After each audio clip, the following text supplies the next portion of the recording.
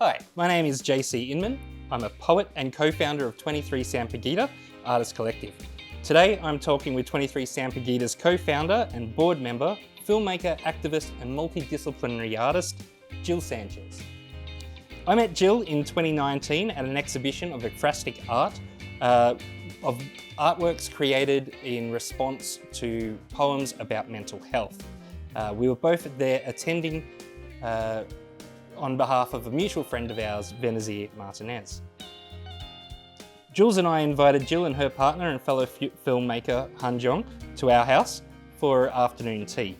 The four of us were fast friends, hanging out until the small hours. Jill, welcome to Sampaguitalks.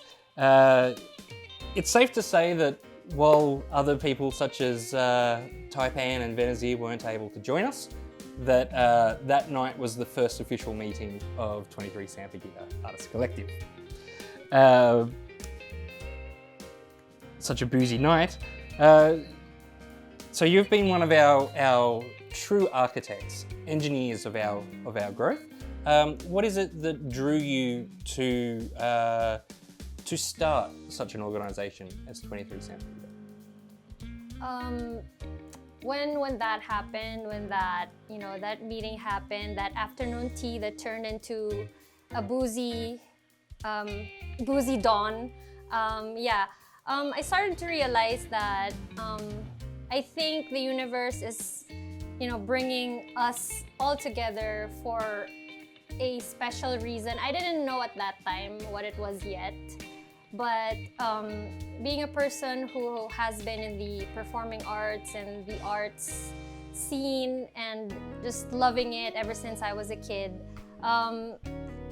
having 23 Sampaguita, that kind of artist collective, is just such a wonderful dream, and it's so good vibes, you know what I mean? It just feels so good, in the core of my soul as a human being to create something so beautiful for community and for creative expression. So it's just it just passed the vibe check for me. Yeah. And I think the vibe check's something that's really unique to you, that you bring to 23 Sampaguita. You are very spiritual, very connected to that. You act as 23's oracle. So how important is being aligned with the universe? Do you see 23 Sampaguita as an end point, or as a transport towards an end point? Wow. like when you said that, first of all, I just want to make it clear to everyone that I'm still human, and that there are things that I need to forgive myself for, and to forgive other people for not doing better or not knowing better. But basically, I think in the past years, I think 23 Sampaguita has helped me be more in tune with my intuition as a person. It just helped me deeper my empathy for my community, because 23 Sampaguita brought a lot of opportunities for me to meet so many different people from different walks of life, different energies, That being said, 23 Sampaguita truly helped me become who I am today as a tarot reader. Now I speak to the universe more now, and I just surrender myself to what the universe has to offer for me, and for the community and for everyone. And I truly believe, as I said, I truly believe that 23 Sampaguita has been written in the stars, and it's something that needed to happen. It's destined to happen for us to be brought together as individuals from different parts of the Philippines and the world, to come together and to just make the world a better place in our own way. So that, for me, that's what I hold on to with 23 Sampaguita, that no matter what happens, no matter which people we meet, no matter how many people go in and out of this organization, we hold on to the fact that we champion, making the world a better place for all people. Yeah, absolutely. That's basically what we are. Is we're a collective of artists who are supporting artists to empower culture, empower people, and that's always at the heart of everything we do. You've had a long association with performing arts, going back to when you were quite young, but you have taken on filmmaking. So what brought you to that medium? Why is that your art of choice? Actually, it happened because I met my now partner in life, Hanjong.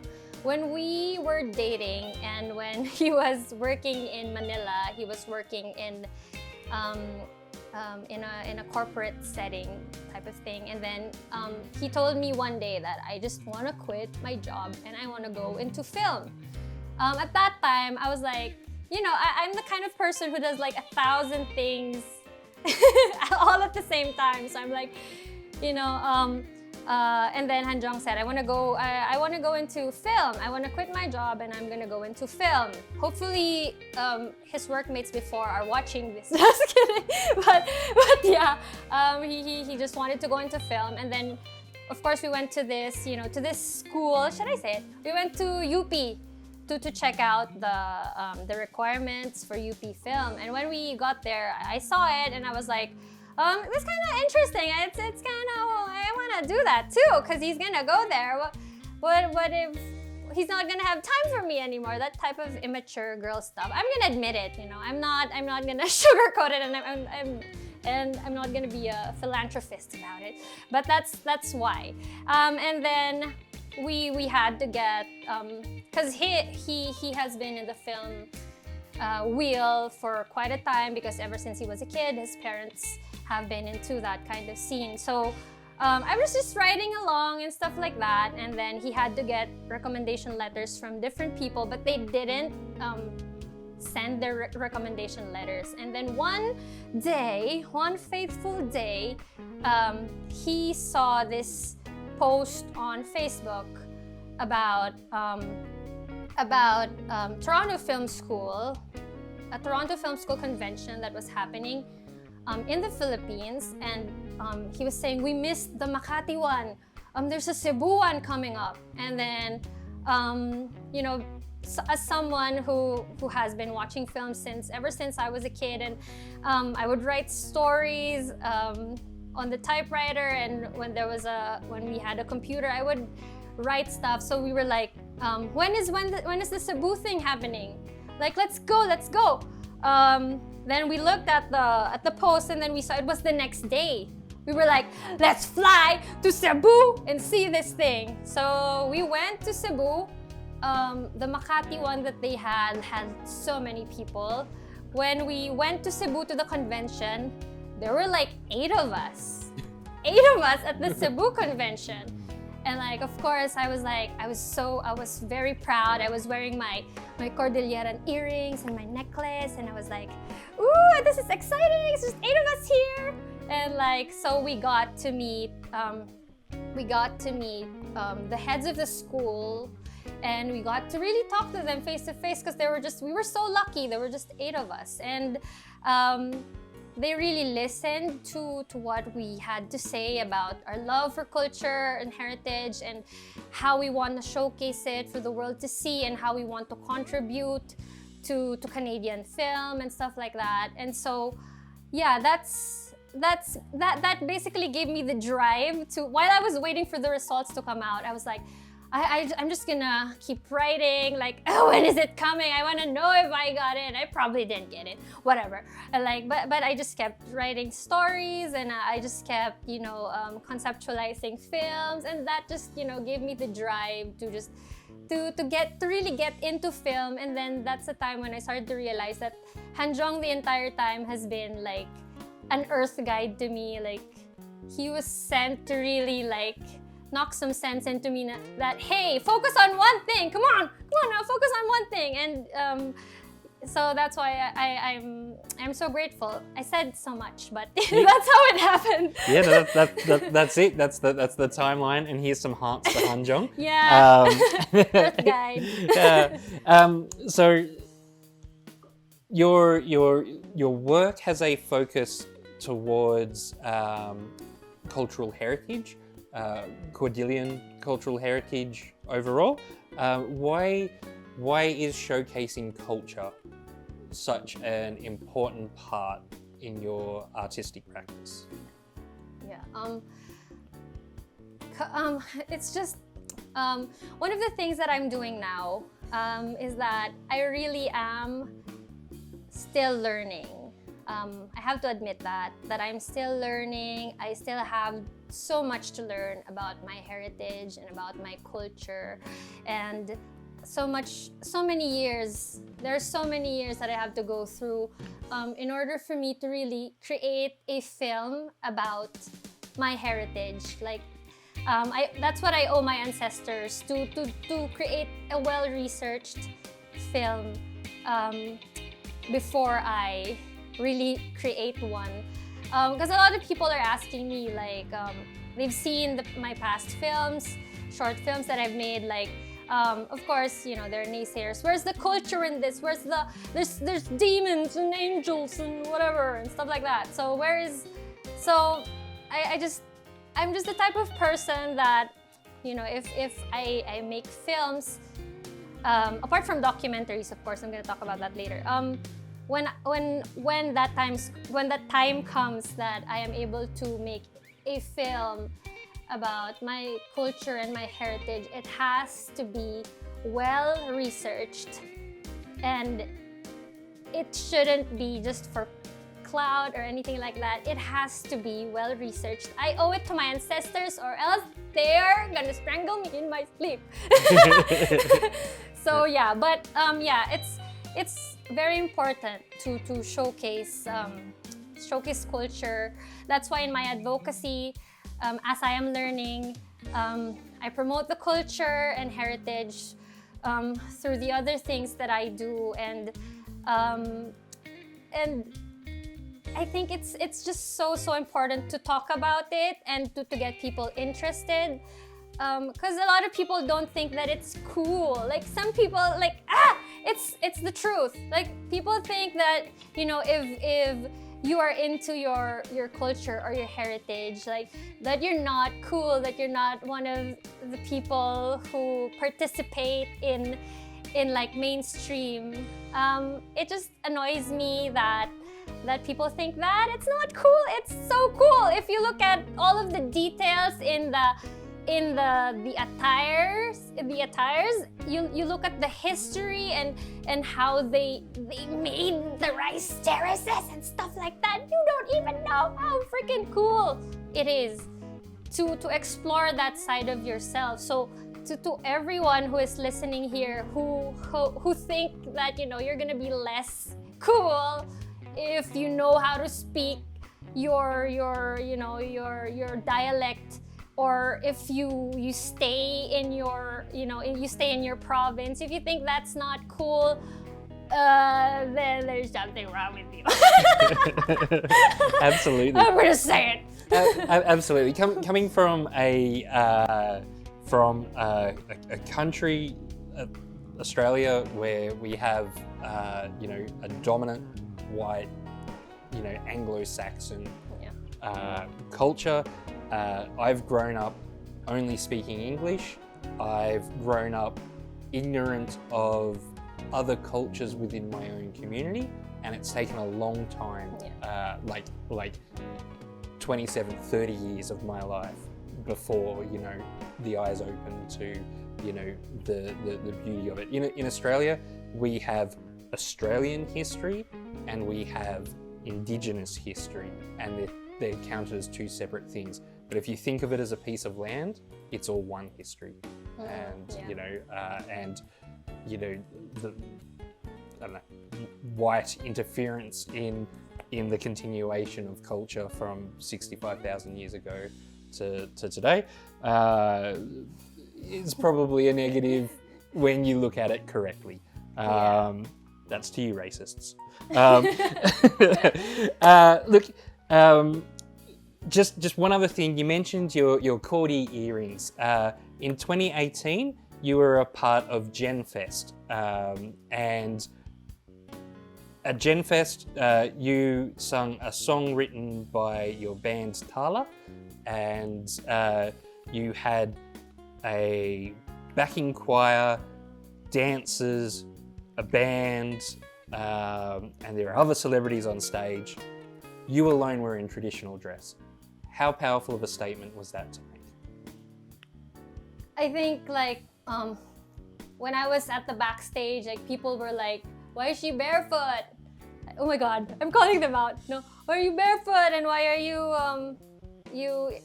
I was the only one who was wearing my gadang attire because I have roots from gadang Paracelis. That's why I wanted to wear it since it was a convention for people from all over the world, from all over Europe, and it was just very important for me to show them that this exists, y'all. You should appreciate this. You should not forget that all of us, literally, came from indigenous origins. So, more than anything else, it was just me emotionally and nervously singing out the colors of the world, to remind everyone that no matter where we are in the world, we have an indigenous origin, and that it's very important for us to remember that and to acknowledge that part of ourselves. And Tala are composed of me, my two friends, Neil and Jenna, and they know me. I like writing songs about, like, back in high school, Jenna, who was the guitarist, we would write songs together, and I would write the graduation song for my school. I would write like a lot of like anthems, like peace anthems, and a lot of like, just being kind and good and being loving and stuff like that.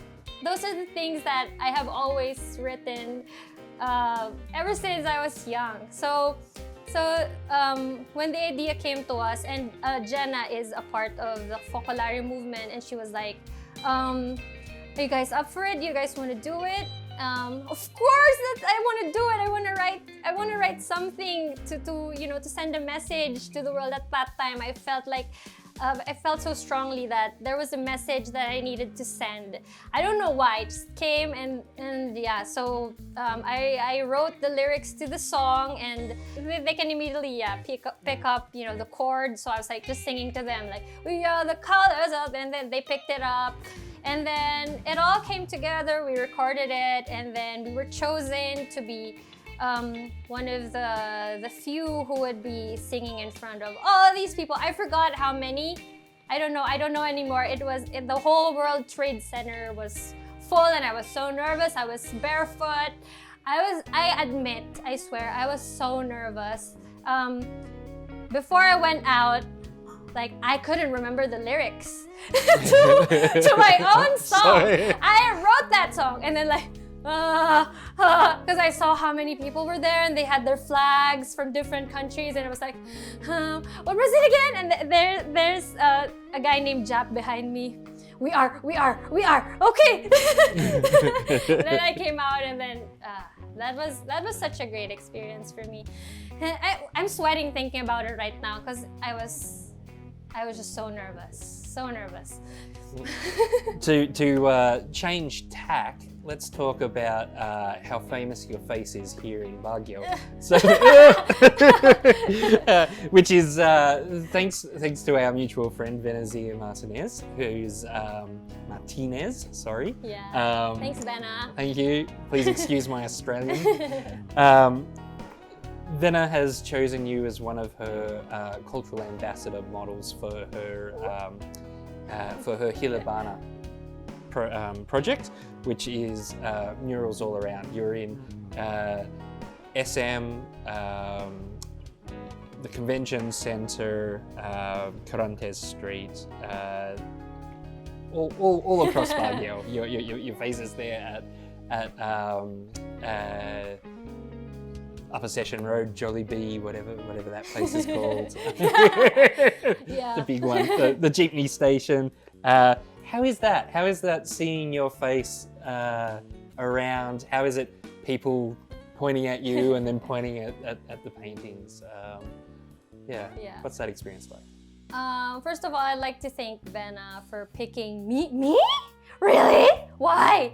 But yeah, it's one very good thing about it is that it really engages the youth into, you know, wanting to understand what it is and understanding the culture of, you know, here in the Cordillera and the region.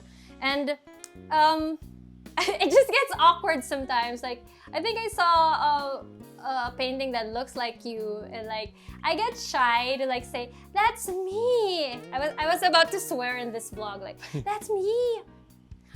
You don't even know. But yeah, but I don't say that in real life. I'm like, yeah, my good friend Benazir Martinez painted that, and like it sparks a conversation within the community, and I think it's very important for people to see that, you know, anyone, absolutely anyone, can be proud of where they came from, of their culture and heritage. Like, who am I really to be painted on the walls of Baguio City?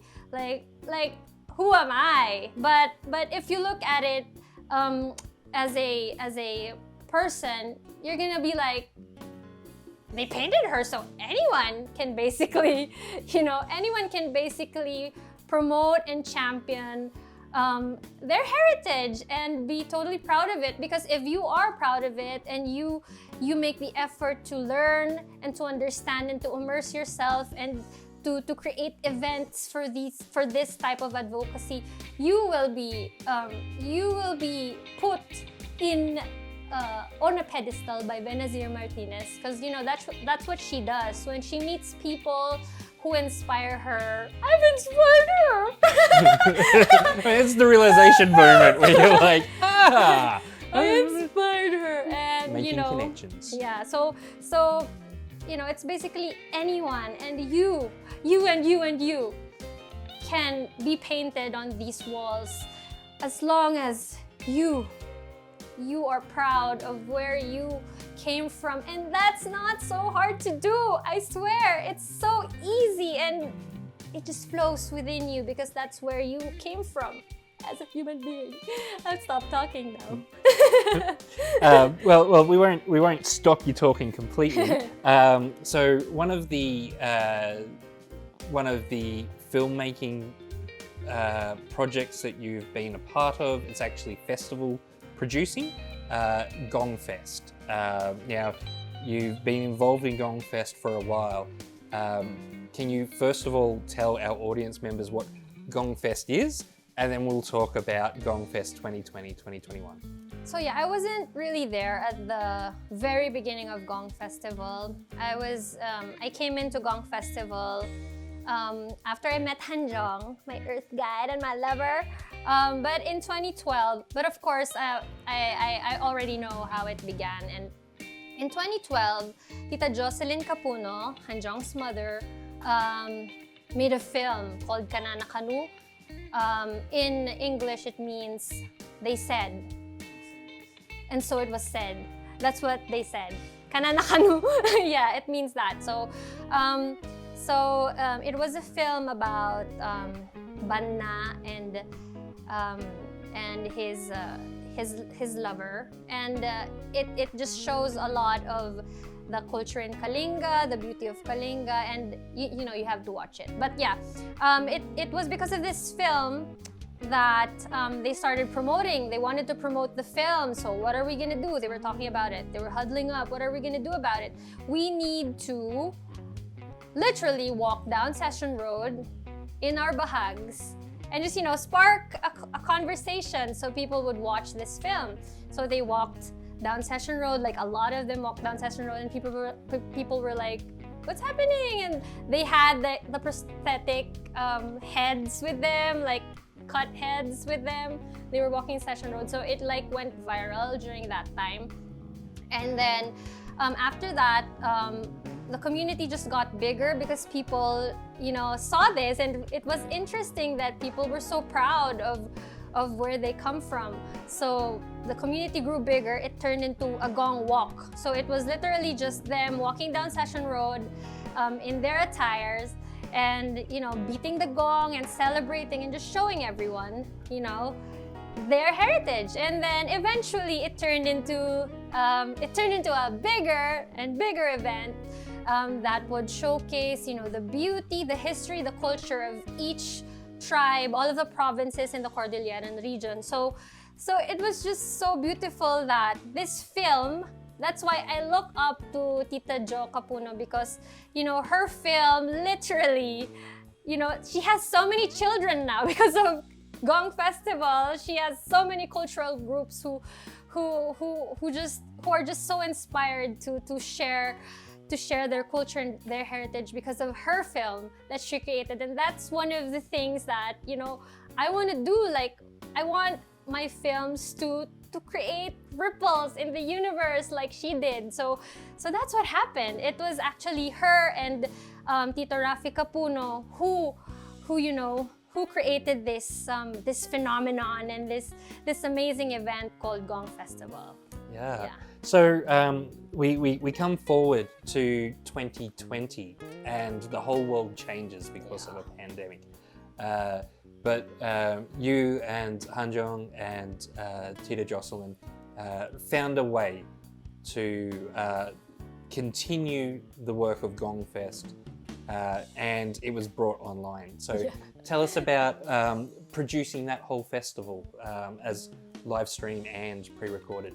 Yeah, it wasn't easy, I tell you that, because when it's held in these big venues, people go there because they understand the dialects, and many of them would come from different places from the Cordilleras in order to be there. And part of raising the spirits up is being there physically. So it was very difficult for us to really, are we really gonna put it online? We have to. We can't not have a Gong festival this year. So the hard part was actually shooting and translating. Good thing 23 Sampaguita was available for us to shoot everything that we needed to shoot for that. And thank you so much for letting us use your house and for allowing us to have a bonfire inside the house. Just kidding. The landlords might be listening. But it was so amazing. And that's and translating everything. So of course you're gonna put it on a much wider platform, which is Facebook. That's why you need to translate it. So that was like the very tedious part of it. And that's when we realized that this is very important to translate, to be relatable, to be accessible to everybody. And that's what sparked it, putting it online. And that's where we understood that people are not really gonna understand what's going on if it's just us and just us all the time. So putting it online really sparked that what do you call this? That realization that translation and letting people understand us is very, very vital for us to propagate this kind of indigenous mindset to everyone, to literally everyone. And yeah, Josh allowed us to have a bonfire. I said it twice. Yeah. To be fair, it wasn't inside the house. It was on the balcony. The veranda. It was there. So 10 months after putting on Gong Fest, we were able to host Pugsy Bowl. At that time, Pugsy Bowl, which was our launch festival of 23 Sampaguita, at that time, restrictions had eased when we were planning, but a week beforehand, lockdowns returned. Yeah. Tell us about you were festival producer and host, and there was a lot of technical difficulties as we scrambled to go online. Yeah, the technical difficulties were really difficult. Proved really difficult. I don't know what was going on. Some Mercury retrograde stuff, happened, but it actually is really hard to stage something online and to record and to put things on live stream. It is just now during the pandemic that all of us, for sure, are learning how to put things on live stream. So at that time, there were a lot of technical difficulties, a lot of time delays, a lot of embarrassing time delays, and I'd like to say sorry to everyone. But it was still beautiful, and we were able to bring our message across, and we were able to introduce ourselves despite the obstacles and the technical difficulties and all that. So it was an experience that we definitely learned from, and that we definitely got to know each other more from, because we were under pressure. A lot of us were under pressure, so we got closer and tighter, I think, after that time, because we have to learn how to ace these things. So having that as our first rodeo type of thing, but still able to deliver our message as an artist collective was, I think, very important. Not as successful as we have planned, but still very important. Still very important. That's right. I think the pressure of the situation, affects people differently. They say that the same water that boils an egg softens a potato. So things. So I'm a potato. So you're a potato, and I think I got softened. I think I got less kind and harder. No, that was a fantastic thing. Jules and I were in Australia. We were watching from afar, having late nights to take part in it, and what was produced was something to be so proud of, that we looked at and we're like, for all the troubles that we've gone through with the pandemic, for all the things that we missed out on being in a foreign exile, it made it all worth it. Just those 2 nights, those 5 or 6 bands, everything. It was just beautiful. So earlier we talked about documentaries. You've had you're early in your filmmaking career, but you've had the opportunity to work with fantastic writers, cinematographers, directors. You've got your Toronto Film School scholarships, but your heart is in sharing stories of other people through documentary. Would you like to talk a bit about documentaries and its importance?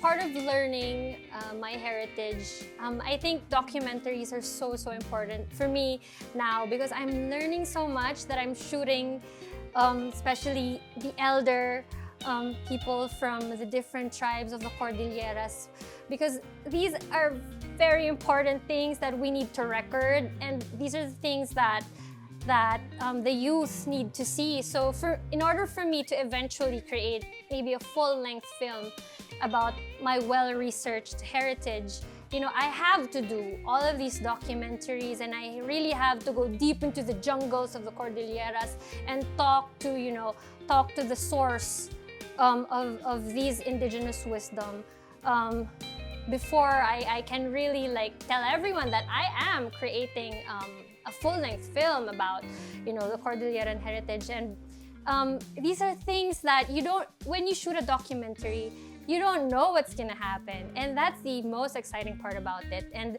you just get to see so many things that like the people on the streets would not really see on a daily basis when you get to talk heart to heart with people who really know where they come from, and especially like the older generation who just want to be understood, being able to translate what they're trying to say and what they're trying to promote and keep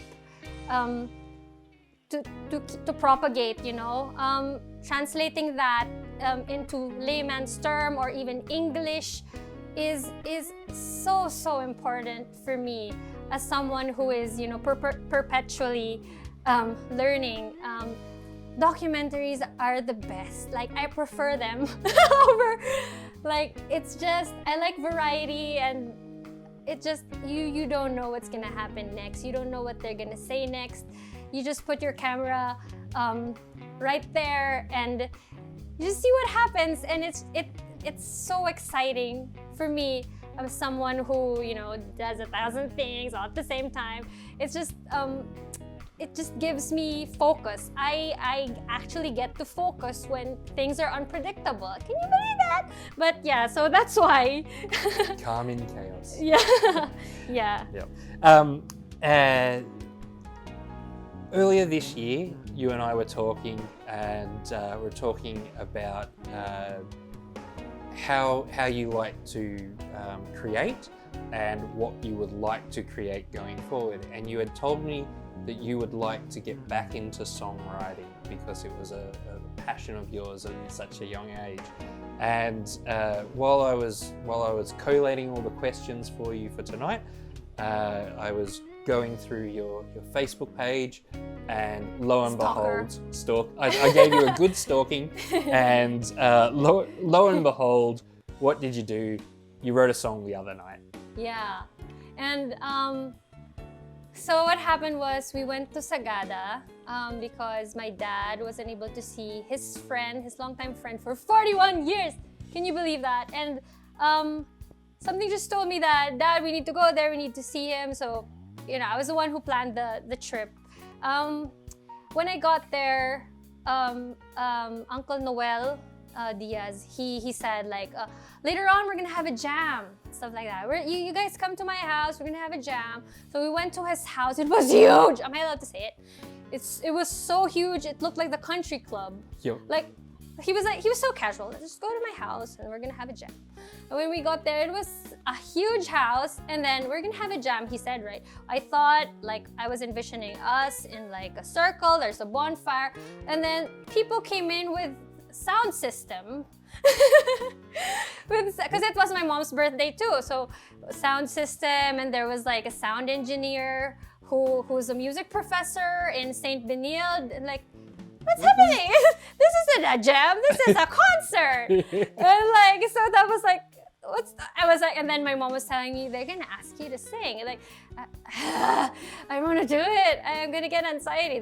They're probably gonna ask you to sing. Your dad is probably gonna tell everyone here that you sing, so you have to do it later. So I was like, I was really nervous because I haven't been in that type of setting in such a long time. Like with a really nice sound system. With there were the Sagada Musiqueros were there. Uncle Noel called them to play, and their community of songwriters, musicians, and artists as well, which is very much aligned to us. So it was so magical to be able to be there. And my dad was like, I just knew it. Like when some people were singing on stage, he was like looking at me. Was like, and my mom was like, "He's gonna ask you to sing. You have to sing." And then I went on stage with Hanjong. People loved Hanjong, by the way. But let's go back to me. When I went there on stage, I was like, oh shit, I don't remember my songs anymore. I don't remember anything. So lately, I've developed anxiety when people make me perform. Like, okay, think of a song, come up with a song, and like I just black out. I can't come up with anything. So at that night, I was trying to like, this is embarrassing. He invited us here. I can't let him down. He got a sound system for this. Okay, shit. Okay, so So yeah, we started playing our original songs again, and then and then after that, when we came back to Baguio, I was just walking around Wainu. A shameless plug. Wainu. One of our great supporters. Sniffing the bang sisig and the hot chocolate. Delicious. Delicious, so freaking delicious. I was like humming. I was humming, and then I started writing a song. And then I started to come up in my head with the lead parts, the percussion parts, it just all came together, and I was like, I need to record this on my phone, like the tune and everything, all of my ideas, and then even came up with the backup vocals of it. What just happened?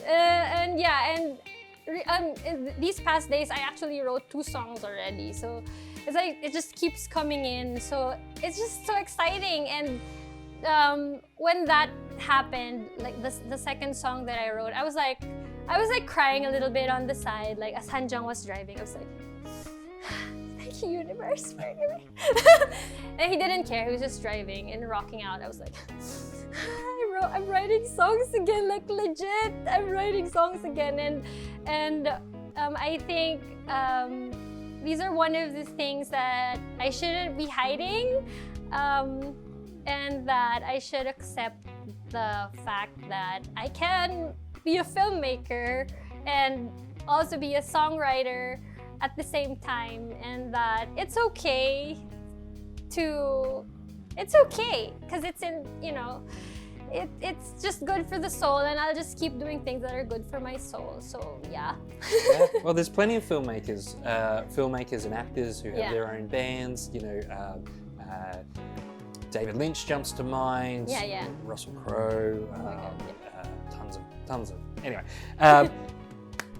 awesome stuff. I do believe that the rocker Nick Cave said that the times that you have when you are not creating is a part of the process of creating. So your writer's block, or the times where you give things up, it's just an experience building within you, waiting to come out in your next creative outburst.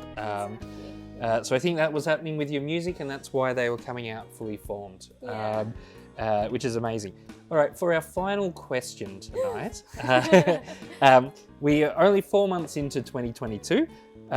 What do you have in the pipeline for the rest of the year? 4 months pa lang yon. It feels like it's been such a long time, but there are so many things. One of the things that I am so excited about, because I have a friend who is from Taiwan, and she is just absolutely serious about learning the Ifugao culture. So she is already in the Philippines right now, and she's gonna stay in Ifugao for 6 months, just to immerse herself. And there had been so many times that we talked about it, that we want to make a documentary about us learning the Taiwanese, because there's so many similarities, guys, I swear, and it's so good to explore, because the way history happened and stuff like that. Anyway, I don't want to spoil it, but yeah, we are gonna work together on a documentary. The other half is going to be shot in Ifugao, the other half is going to be shot in Taiwan. So it's some exciting stuff. That is amazing. Yeah, and I have a lot of short films. Maybe this year, I think realistically would be able to make 2 short films, hopefully, that I again would be using for, just in case there would be any fundraisers that will be going on, because I don't use my art to make money. I just want to use it to help. But I'm just so crazy about documentaries. So that one with with our Taiwanese friend Yang Wei is absolutely, I'm just so excited about it. And apart from that, hopefully if time allows, we would be able to expand to Vietnam, because you know, there's so many similarities with the wind instruments, the attire, the way they lived their lives in the past. So it's good to start there, because it's so exciting that we met someone who is just so interested to understand why things are the same. And as women, because it's a girl thing, it's a girl agreement documentary type of thing. I'm not excluding Hanjong, but it's between us, and it's going to be a film about a documentary about us trying to understand our cultures. You know, it's a convergence of cultures, and also trying to understand why women played that type of role in that kind of tribal setting. So it's a lot of things, balls. A lot of balls in the air. A lot of vagina power. Well, let's see more of it. Let's see more of it in filmmaking. Let's see more of it in content and you know, in cultural representation, so that we don't perpetuate you know, a masculine-centric narrative of history and culture. Exactly. Well, Jill, you're amazing, and what blows me away is that you're at the beginning of what is going to be a fabulous career, and I am so lucky to get a front row seat to that career. Thank you for coming along on Sampaguitalks. Thank you for having me, Josh. Thank you for giving me a venue to talk about myself. We're all a little vain. Yeah, We're all a little narcissistic. I admit it. Thank you so much. Thank you. And thank you, Daryl, for making us look good. Yeah, thank you. Thank you. You wipe off the oiliness. Yeah. Thank you. Thank you.